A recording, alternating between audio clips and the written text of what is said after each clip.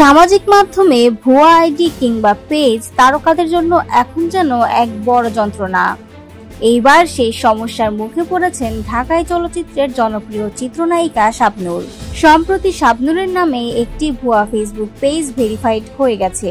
বিষয়টি জানা মাত্রই রীতিমতো উদ্বিগ্ন হয়ে পড়েন তিনি।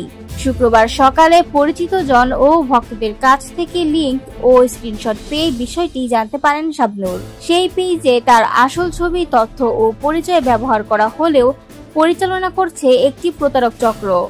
শাবনূর নিশ্চিত করেছেন ভেরিফাইড সেই পেজটি তার নয়। গণমাধ্যমে দেওয়া এক প্রতিক্রিয়ায় শাবনূর জানান, যখন আমি ফেসবুক ব্যবহার করতাম না তখন অনেকেই আমার নামে ভুয়া আইডি খুলে ফেলেছিল, তখন কিছু বলিনি। পরে যখন নিজেই ফেসবুক ব্যবহার শুরু করি তখন সবাই বুঝে ফেলে কে আসল আর কে নকল। তবে এবার যা ঘটেছে তা অনেক গুরুতর, কারণ ফেসবুকের ভেরিফিকেশন প্রক্রিয়ায় পাসপোর্ট বা জাতীয় পরিচয়পত্র দিতে হয়।